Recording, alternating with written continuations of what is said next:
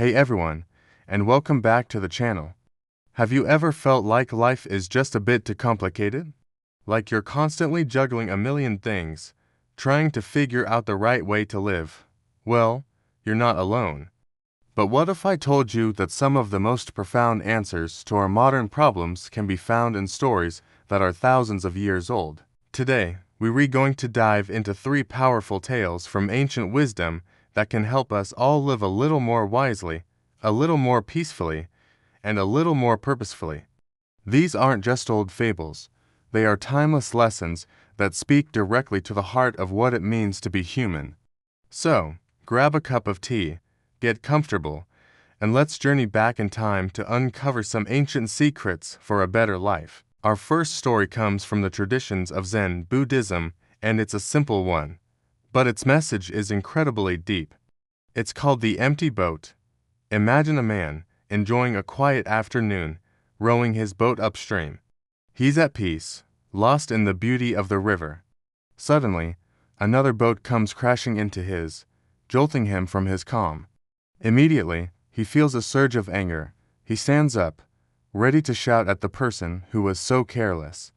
But, as he looks, he sees that the other boat is empty. It simply broke free from its mooring and drifted downstream. Instantly, his anger vanishes. There's no one to blame. The boat is just an object, carried by the current. The story asks us, what if we treated every person who crashed into us like that empty boat? We often get angry and frustrated because we assume someone has intentionally wronged us.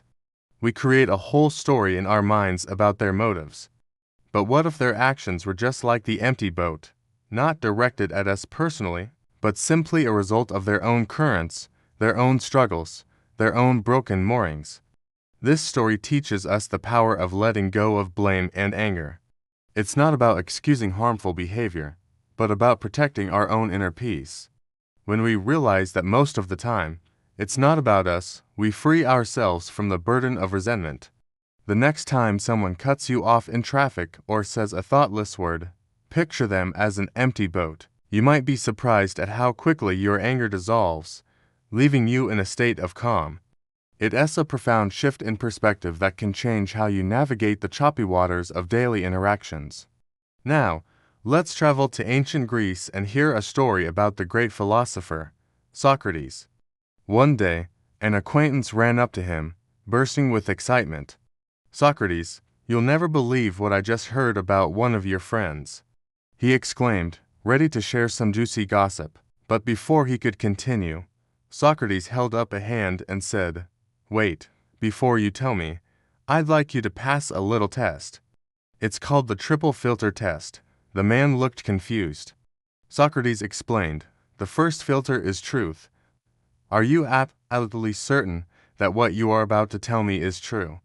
The man thought for a moment and replied, "Well, no, I just heard it from someone else." "All right," said Socrates. "So, you don't really know if it's true. Now for the second filter, the filter of goodness. Is what you are about to tell me about my friend something good?" The man hesitated. "No, on the contrary, double quotes he started. "So," Socrates interrupted, "you want to tell me something bad about him, even though you're not sure it's true." The man looked a bit ashamed. "Let's try the third filter," Socrates continued. "The filter of usefulness. Is what you're about to tell me going to be useful to me?" The man shook his head. "No, not really." "Well then," Socrates concluded with a smile, "if what you want to tell me is neither true, nor good, nor useful, why tell it to me at all?" This simple story is a powerful guide for our communication in this age of information overload and social media.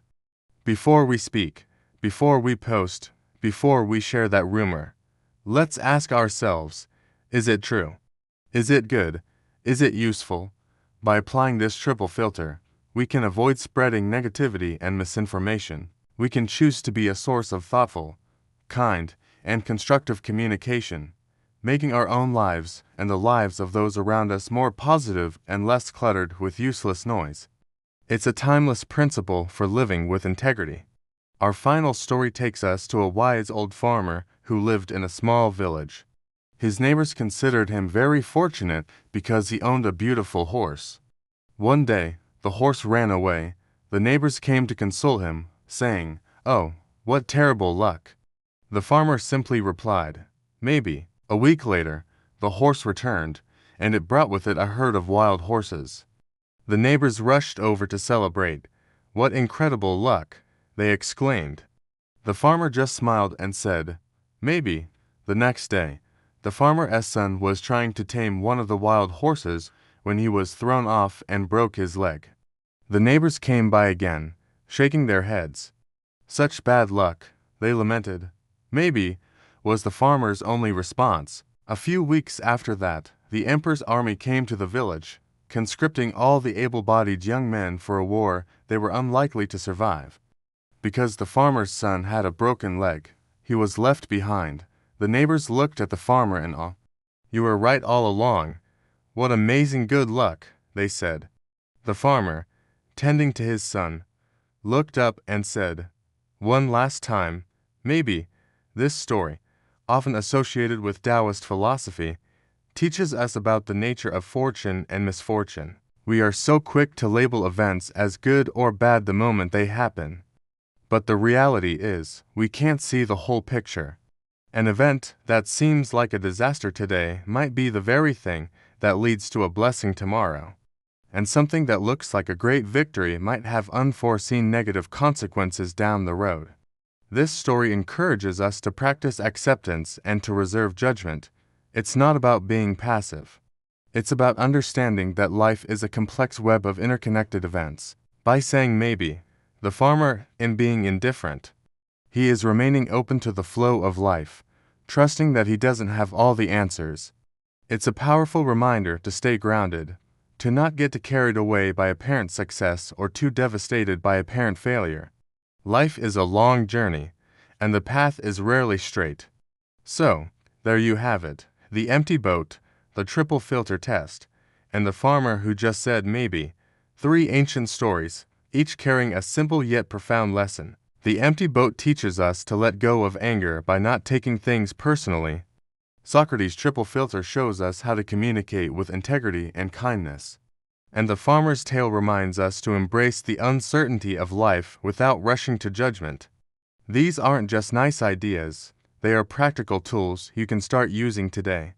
The next time you feel a surge of anger, think of the empty boat. Before you share a piece of information, run it through the triple filter, and when life throws you a curveball, whether it seems good or bad, whisper to yourself, maybe. By integrating these ancient philosophies into our modern lives, we can navigate our challenges with more grace, build healthier relationships, and find a deeper sense of peace and wisdom. It proves that sometimes, the best way forward is to look back. Thank you so much for spending this time with me today. I hope these stories have given you some valuable food for thought. If you found this video helpful, I'd be so grateful if you'd give it a thumbs up and maybe share it with someone who could use a little ancient wisdom in their life. And of course, if you haven't already, please hit that subscribe button and turn on notifications so you don't miss our future explorations into living a better life. I love reading your comments, so please share your thoughts below. Which story resonated with you the most? Do you have a favorite piece of ancient wisdom? Let's continue the conversation. Until next time, take care and live wisely.